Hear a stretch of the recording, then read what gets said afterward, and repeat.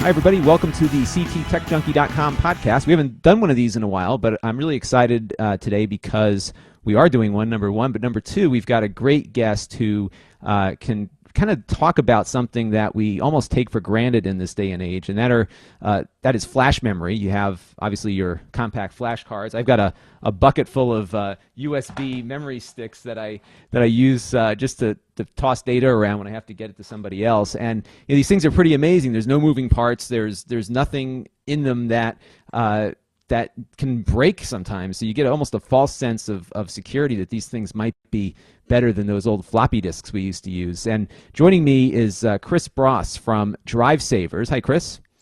Hello, Lon. How are you doing today? I'm doing great. And DriveSavers, we'll let Chris kind of talk about what they do, but they are one of the leading data recovery firms in the nation, and they've spent a lot of time recovering data from the spinning magnetic disks that we're very familiar with, but they're also getting now into flash memory. He's going to talk a little bit about how these things work and maybe how not to always rely on them to be completely reliable because they wear out. He's going to talk a lot about that as well. But maybe we should start, Chris, just talk a little bit about DriveSavers and what you all do. Well, thanks, Lon. Now, let's not scare everybody about NAND flash at this point. We'll talk about the pros and the cons of a great technology that's part of everyone's lives right now. But yeah, DriveSavers, thanks for the opportunity to be here. DriveSavers is a high-security, professional data recovery laboratory that has been in business since 1985. Wow. We started the data recovery industry back before people were even asking for it. Our principles came from a hard drive manufacturer that went out of business, and those people ended up needing drive repair and eventually data recovery. And the industry was actually born at that time. This was pre-internet, per se, pre-Google. You use the Yellow Pages, that big fat book with phone numbers in it, to find us. The thing I throw in the recycle bin every week? Sure, or your BBS, maybe, if you're to a BBS. So we started doing data recovery on hard disks, big, fat, 5.25-inch, 20 megabyte hard drives. And today we're doing 4 terabyte hard drives and flash memory sticks and phones and everything imaginable, because data now lives on all these different types of devices: magnetic, optical, solid state. And we serve the world.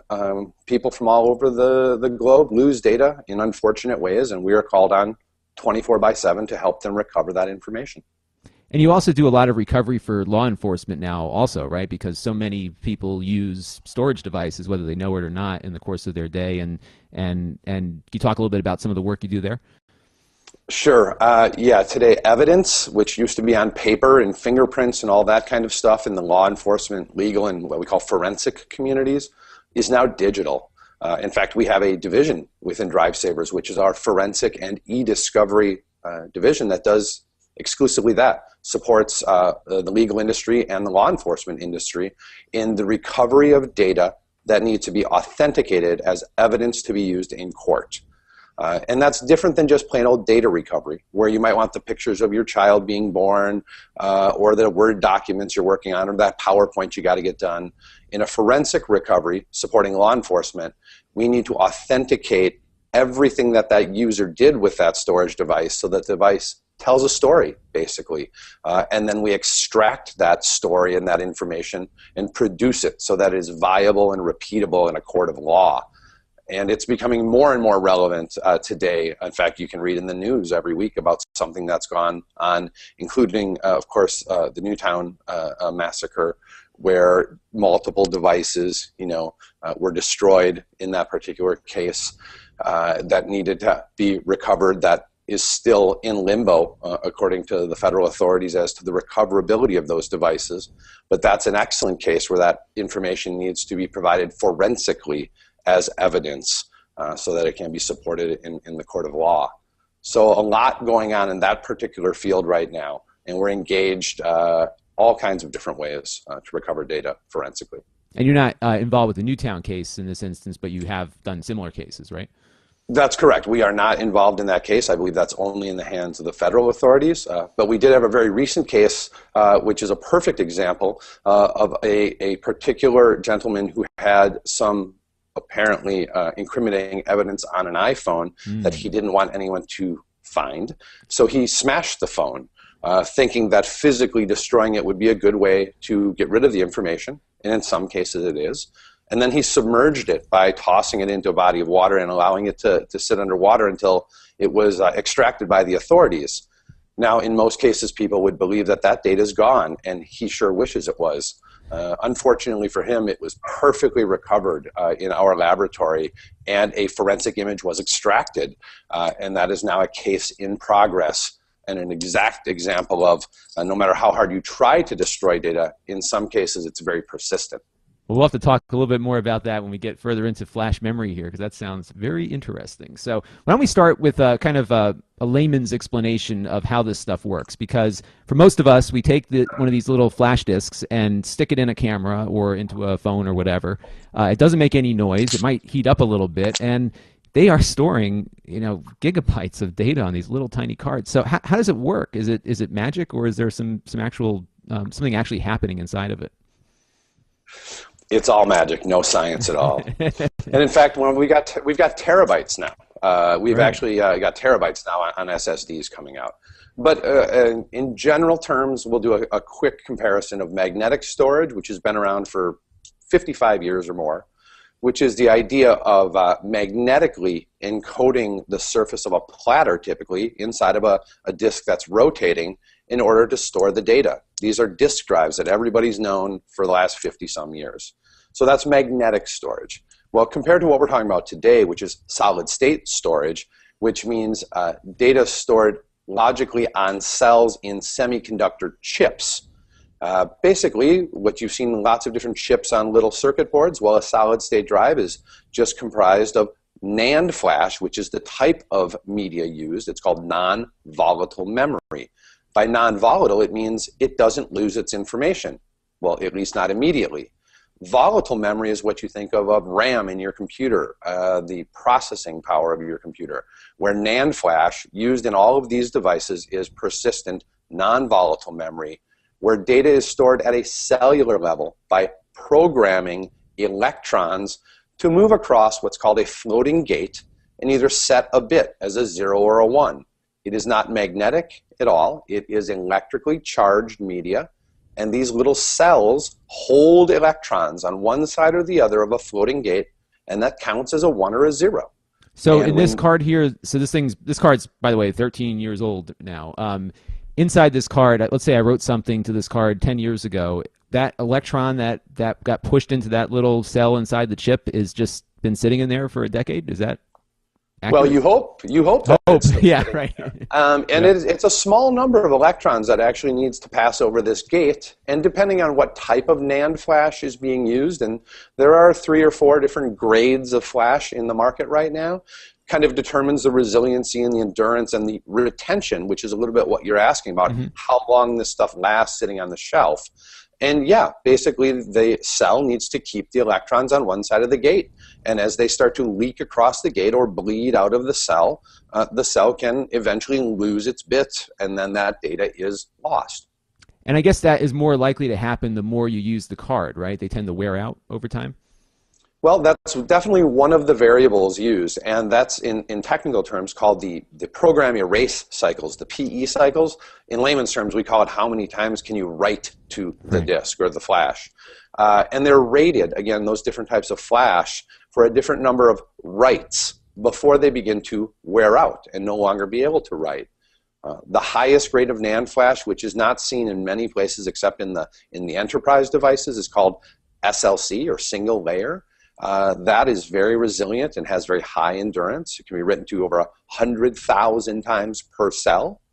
But what's being used primarily today is what's called MLC, or multi-bit flash, and it has a write endurance of about 3,000 writes per cell. And now TLC, which is 3-bit flash, which is becoming more popular in a lot of consumer devices, USB sticks, camera cards, and now in real solid-state drives, has a very low ceiling of about 1,000 to 1,500 writes per cell. And this whole metric, this whole variable, is what has people concerned a little bit in the industry about these numbers sound very low as to how durable or how many times I can write to this device. But there's a lot of things to take into account. The devices actually have the ability to spread data over all of their cells through a process called wear leveling, which allows a device to actually last much longer than the user would initially think as far as the number of times or years or days it can be written to.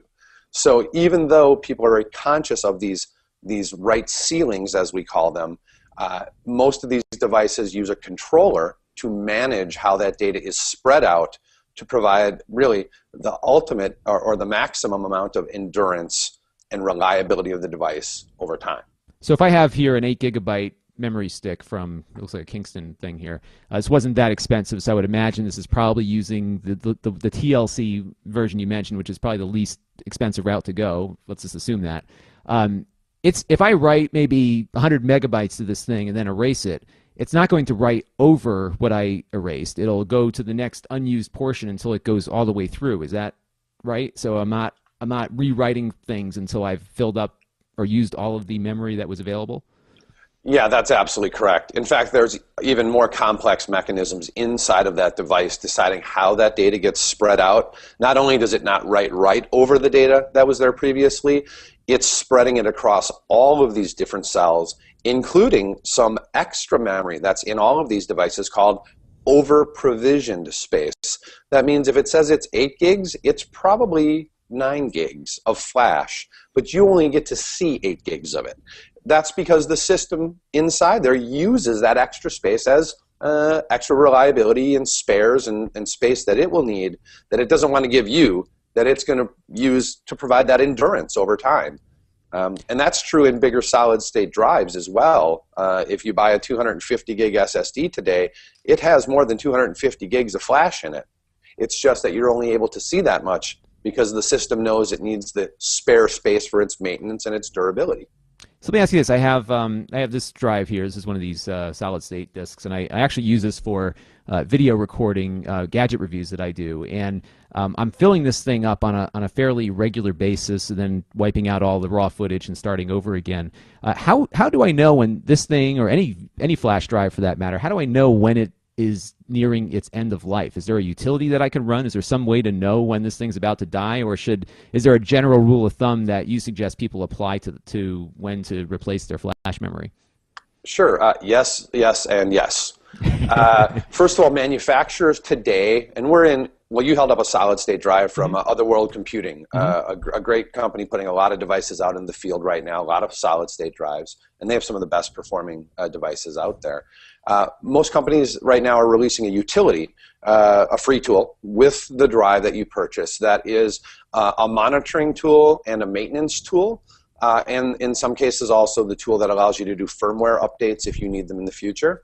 And those are very vendor-specific and sometimes family-specific per SSD. And those do allow you to learn actually quite a bit about your device. And I encourage anyone with a solid-state drive in the last year or two to be running the toolbox by the manufacturer, because it tells you a lot about the device, and some more than others. For example, Intel's toolbox is very rich in the information that it shares for you about all these things we're talking about, how many times it's been written to, and all that good stuff.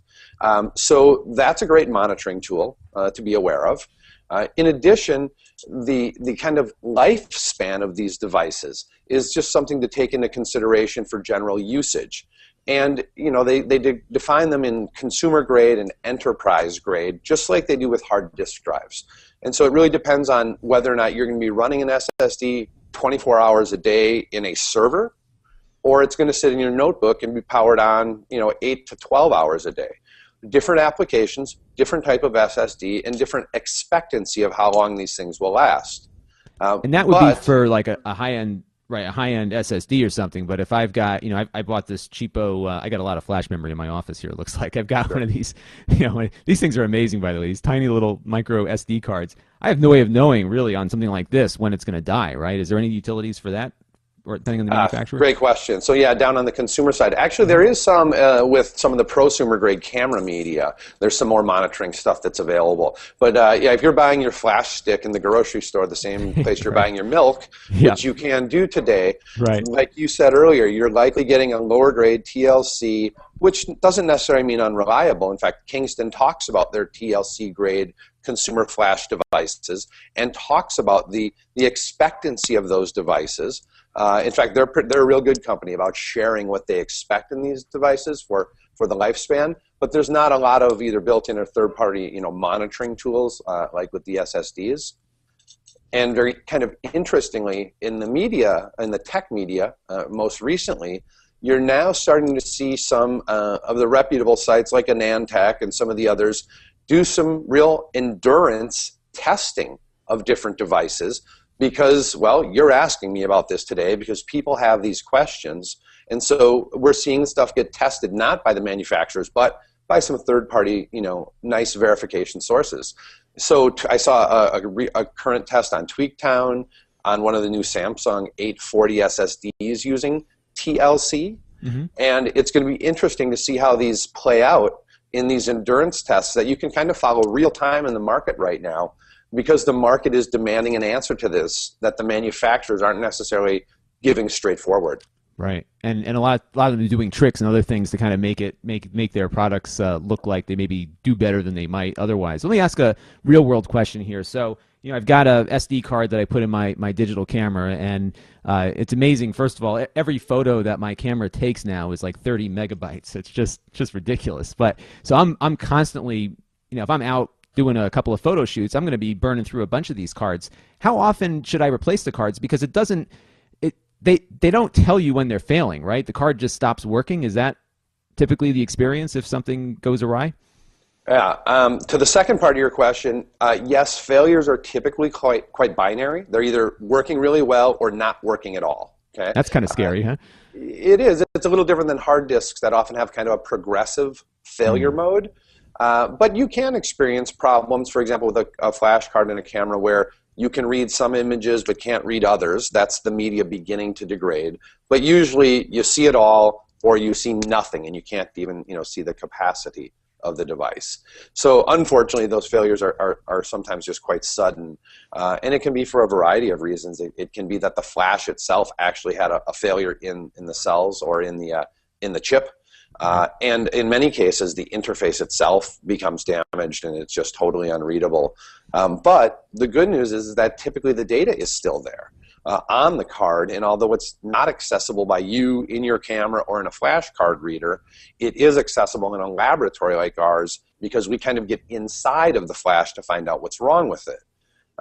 But to the consumer who's using the device, the first recommendation is never have only one copy of any important data on any type of media. Right. Some common sense, I mean, that's right? Mm-hmm. There's the rule, and that doesn't mean if it doesn't matter if it's your new high grade SD card that you put in, or if it's sitting on a hard disk, or it's sitting on a RAID server with redundancy. I don't care what it's on. You need multiple copies of it. So a very good rule of thumb is that depending on your volume of available, in your inventory of flash cards, we actually suggest not erasing them if you want to maintain that first original copy as your backup once you've transferred that data over to your computer and ideally transferred it somewhere again. But eventually, we understand that you're likely going to want to cycle and reuse that, media because it can successfully be used many times. The real bummer is that one of the times you're going to use it, it's just going to die. Right. And so if you have this cycle in place where you are constantly backing it up first to your local disk, then backing it up to your server or to your cloud, and then only recycling or reusing that card when you need to, the worst you're going to be bitten is just one cycle deep on a data loss. And ideally, it's hard to keep this backup strategy in play. That's the reason that we're in business. But if people followed a simple, 1, 2, 3 step strategy with moving data off of their flash memory, right? They'd have it somewhere, right? They wouldn't need us, but we're open 24 hours a day. And so we're full service busy, when needed, right? So I guess maybe that would also a lot of the newer digital cameras now have 2 memory card slots and allow you to basically write to 2 cards at the same time. So that might be something to do as well. Would you suggest that if I'm a professional photographer and out in the field every day or two, I should probably maybe get rid of these cards every month or two, or what's your is there a kind of hard and fast rule that someone who's doing something for a living should think about? Because I know in days of television production, we had mentioned before we started that you were in video production in college. I remember even at my college television station, we would toss out the batteries and the microphones after every broadcast, just because even though that battery still had capacity, they didn't want to risk having the battery fail in the middle of a broadcast. So is that a similar thing that should a photographer be tossing their cards out? So great question. There's not a hard and fast schedule to that, but it's an excellent question. And to be honest with you, I'd almost look to maybe some of the organizations like the Professional Photography Association for some guidance on that, because we don't have any guidance on that specifically, because it varies, based on technology, manufacturer, type of media, just like it did with CD-ROMs. Remember how everyone thought they'd last 100 years, and depending on who you're using, they last a very short time to a very long time. So there's no general rule, except that the recommendation is that, again, that the photographer have some sort of a field process where they have a mobile drive with them attached to a laptop or whatever it is, so that they're not waiting to get back to the studio to make a copy of those images. In fact, I talk to photographers all the time who have some sort of field backup unit, either a little RAID or a little external or something like that they're backing up to. Because you just never know when it's gonna bite you. Crap out on you. So let's move on to cell phones. So we're all walking around with these smartphones now, and these also have flash memory on board. And I would imagine that the backup process should be the same here. Is there anything specifically, maybe anything different about using a cell phone that would maybe differ from just having a memory card? Do they tend to use better components in, let's say, an Apple iPhone as opposed to a memory card I might buy off the street? Or what kind of things should we be worried about, thinking about in the mobile phone world? Sure. Well, in the mobile phone world, this is a big thing for us today. We are being engaged nonstop to recover data from iOS devices and from Android devices primarily. Why? Because there's more than 1 billion of them on the planet at this point, I think, and they're selling like crazy, and everyone's got flash storage in their phone. Most people don't have any consideration for the type of storage in their phone, and in fact, for many people, this is the first real data storage device they've ever owned. Some people who never had a computer or anything just have a phone now, right, and they really have no clue. And that's okay, because it's magic to them that they can make videos of the kid playing soccer and take all these pictures and download all these apps, and magically it just sits in the phone. Well, of course, it's sitting on MLC grade flash for the most part. And Apple, as you brought up, Apple's done an incredible job. 2007, I think, was when the iPhone first came out, of, with each generation of phone, building a more resilient, more secure, more stable platform, from encryption technology, from the special technology they use in Flash when they bought the company Anabit, to really making a resilient storage device so that you don't have to worry about losing data from them too often. However, they do have mechanisms in place for backup, because they know that things happen, right? Syncing via cable was always there to iTunes when you first got it. Now syncing over the cloud. Android devices can sync to the G drive, because it's a good idea to get the data off of this device, because what's really going to happen is the phone is unlikely to wear out, to have any of those issues we talked about earlier with the flash. What's going to happen is it's going to get smashed, it's going to get dropped, it's going to get lost, it's going to get stolen, or something's going to happen to the device before you have a chance to make copies of the data, and the device is just going to be gone. And so the resiliency of the devices are quite good from the data storage level. Customers make human errors that cause data loss, for sure.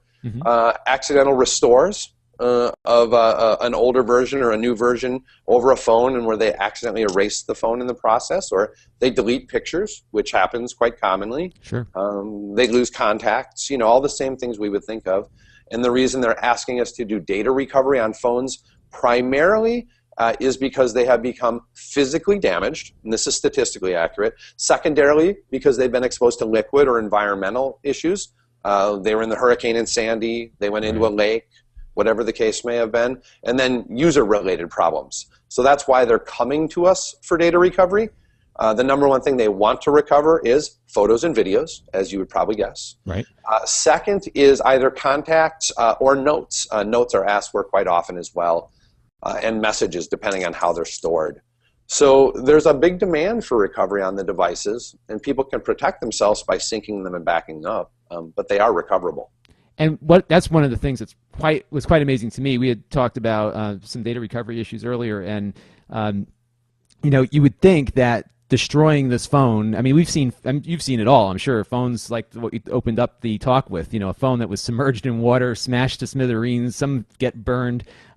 This flash memory could really hold on to its data pretty well. And so let's talk about the case that you had with that destroyed cell phone. So, if I think of Breaking Bad when they get those burner phones and they make the phone call, they crack it in half, throw it in a dumpster and move on, thinking that's going to be the end of the phone, but that really isn't. So describe for me this case that you had, and obviously you may not be able to talk about the details, but let's maybe talk hypothetically that I'm up to no good. I know this phone has been tracking my location. It has all this important data about me, so I'm going to smash it. I'm going to maybe burn it a little bit and then throw it in the lake. The phone gets recovered. The motherboard, let's say, is smashed, but what do you do when that phone comes to you in pieces, and what can you recover from it? Sure. Well, your smartphone today is your best friend or your worst enemy, depending on your line of work. Right. It is very rich with information and full of information. So that particular case that we talked about is an excellent example, and this is not unique. I mean, we see a lot of this stuff come in. So when the phone is first smashed, obviously the person's idea is they're going to break the motherboard or break the memory inside the device so that it's not there any longer. I mean, we've had phones that went 26 stories off a New York City building to the concrete come into our lab and be recovered. That's how smashed a device can be, and we can still get it. Now, if the NAND flash chip itself is totally shattered, it's not going to come back. But that's not typically what occurs because these are small chips on a board. So in that particular case that came in, yeah, the guy smashed the phone, cracked the board, completely smashed the phone. And the motherboard, as you guessed, got physically damaged. Well, then when it got submerged, the immediate problem is corrosion. It's of course not distilled water. It's full of all kinds of contaminants. And not only is it beginning to corrode immediately underwater, as soon as it hits the air, the corrosion hits very quickly. And the board degrades fast. So when it came into the lab, I actually read all of the tech notes on this particular job. It's amazing what our clean room engineers had to do to get this one back. So we work in an ISO 5 certified clean room, which is a absolute pristine, more pristine than any surgical environment you can be in, where we reverse engineer these products and basically bring them back to life. And that board came in, when it was disassembled, it was broken, it was terribly corroded, all the chips had corrosion damage around the leads. The whole board had to be decomposed, basically torn apart, rebuilt with the flash itself and the controller, which is key to making the flash work. When you bring flash off a device, you typically need its controller as well, because it's kind of like the brain for the flash. And a brand new phone was then built from those basic pieces. When the new phone was assembled, then we had to deal with all the problems in what we call the logical, the file system, the operating system, to get the data. And once we got that phone to a point where we could use our engineering to get inside, we made a forensically defensible image that then is culled through by an investigator to pull out that evidence. And as much as that person tried to destroy that device, it came back perfectly. Wow. So here's this phone. It's completely destroyed. You took out the components of it that were salvageable. And I guess it's probably really hard to destroy one of these flash chips, right? Because you could certainly corrode the leads and crack the motherboard, but the chip is kind of protected inside of its casing, right? It is. I mean, if you really knew what you were after, you would have to pull the machine apart or pull the drive apart to see the flash, and then intentionally shatter the flash chip, which you could definitely do. But again, this is there's only a small couple of chips on the board, and you'd have to consciously go in and just destroy that. Now, if they did that, then it would not be recoverable. The chip would likely not be repairable. Right. But that is not typically, it's not easy, and it is not typically the case. Our experience shows that the vast majority of these things that come in are highly recoverable. Wow, that's remarkable. So I guess if you're up to no good, you need to really figure out a way to destroy the phone. Now, I know in the case of the older hard drives, when they would overwrite data, there was still maybe an essence of what was on there before. Is there a hard and fast way if you really wanted to secure erase a device? I know that with my iPhone, when I I go through iPhones like a lot of people go through pads of paper.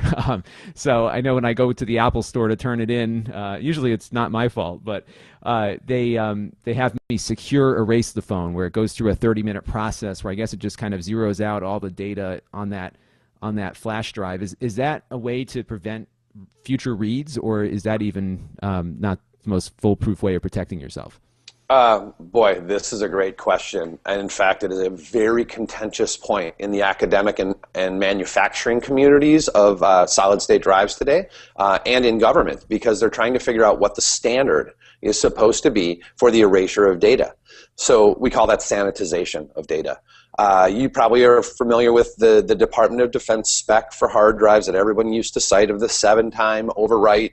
Maybe you're alluding to that of physically overwriting all the blocks. That, right. I remember Norton Utilities used to do that thing where it would overwrite the data 7 or 8 times and supposedly give you a clean surface there, right? Yeah. Now with magnetic media, you really did need to overwrite all of the blocks, and you needed to do it multiple times because the heads didn't always write perfectly on the tracks, and there was a little reverberation back and forth. But that idea of multiple overpass writing for hard disk does not apply with flash. So here it is with flash. Your experience is with the phone.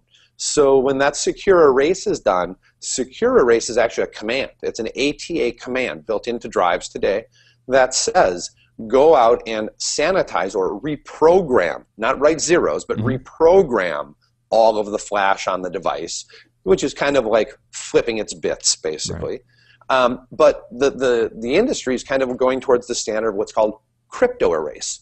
And we didn't talk about this yet, but encryption, physical layer encryption in silicon, is what is primarily used in flash and solid state drives today.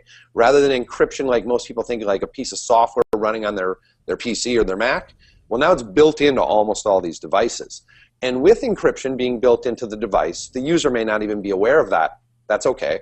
But if there's what we call a globally unique encryption key that's inside of that controller I talked about earlier, well, all you have to do is throw away the key, discard the key. And that's called useless. Correct. It's called crypto erase. And as fast as flash stores data, well, you can surely lose data very quickly by invoking crypto erase. In fact, instantaneously almost, your drive will appear to be fully sanitized, which means empty, which means no data. So yes, you can do it very quickly via software on most of the modern SSDs that you purchase today. Not all of that software is invocable, nor do all the devices support that in the consumer space, but most of them do support the secure erase, which is that reprogramming of all of the blocks after a crypto erase happens, so that you actually reset all those cells so that it is really sanitized across the whole device. But it is very quick with flash compared to what it is with hard disk.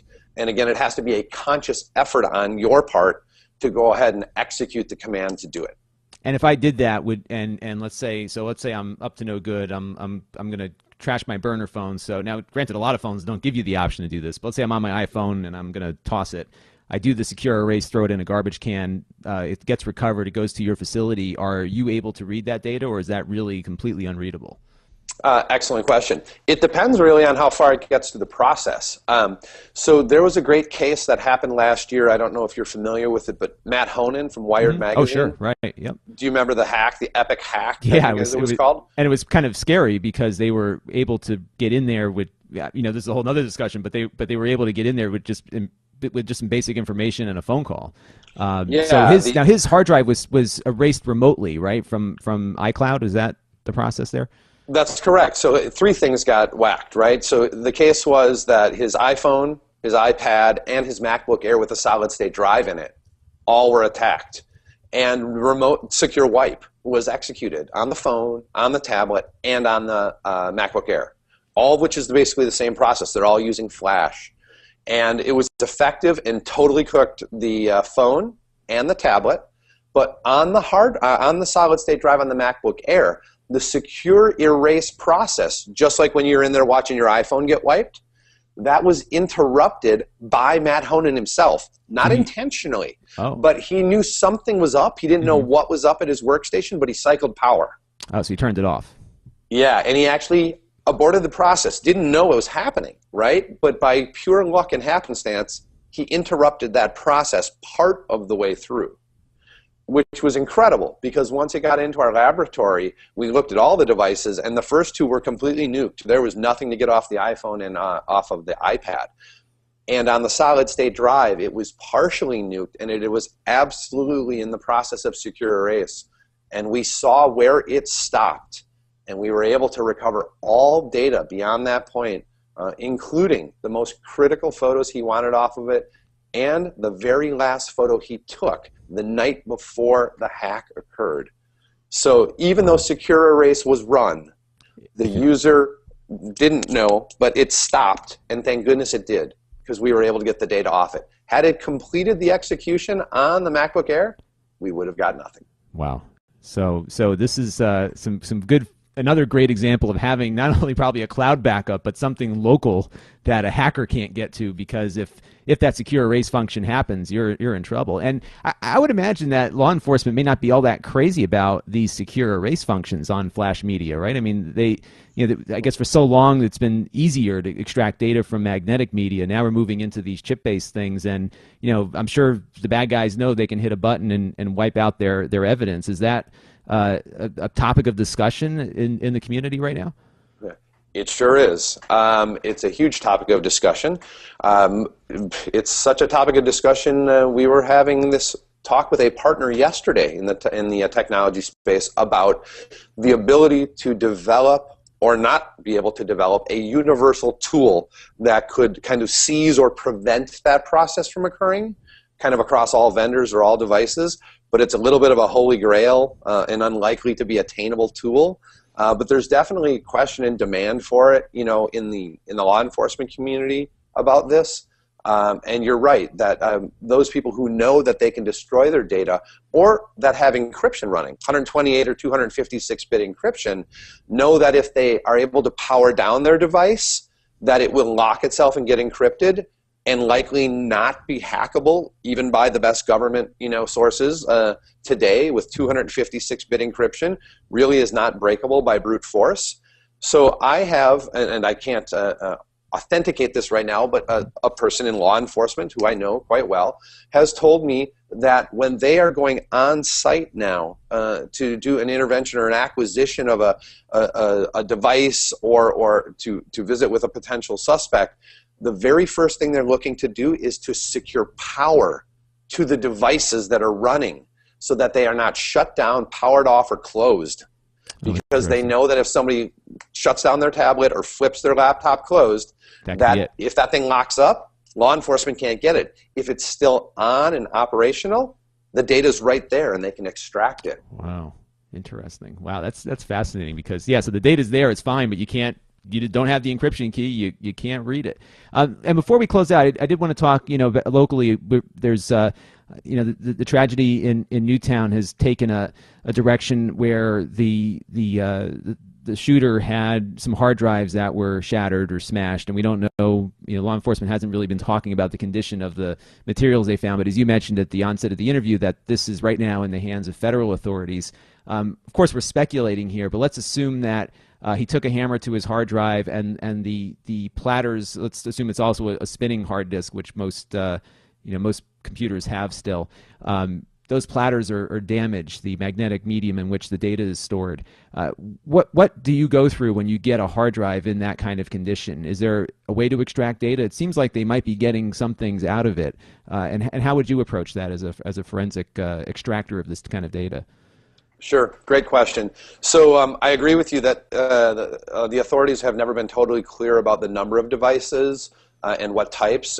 I would assume that there was a phone in there too. I think I saw some a reference to that, and possibly hard disks, like maybe there was a few disks. But with magnetic media, we've seen them smashed. In fact, we've seen all kinds of things. Ball peen hammers taken to drives, bullets through drives. Absolutely, we've had them shot and come into the laboratory. And we've had platters broken, shattered, burnt, tweaked, bent. All kinds of things can happen, and you can have up to 5 platters inside of a hard drive. Right. And if you imagine that every platter's got 2 surfaces, there's actually 10 readable and writable surfaces inside of a big complex hard drive. So if a drive comes in and the platters have been compromised in some way, there may or may not be a chance for recoverability, just depending on the extent of the damage. So we have had platters where the media surface, which is kind of that metallic reflective surface, if you've ever seen a platter, it's ground to dust, and there's nothing but the glass substrate, and you can see through the platters. That absolutely happens in catastrophic failures. That's not recoverable because there's nothing to recover. Right, it's all physically gone. It's gone. It's dust, literally dust, and quite toxic and noxious as well. But that happens. Now, when we see them damaged, whether through heat or through physical impact, remember there's multiple platters and multiple surfaces.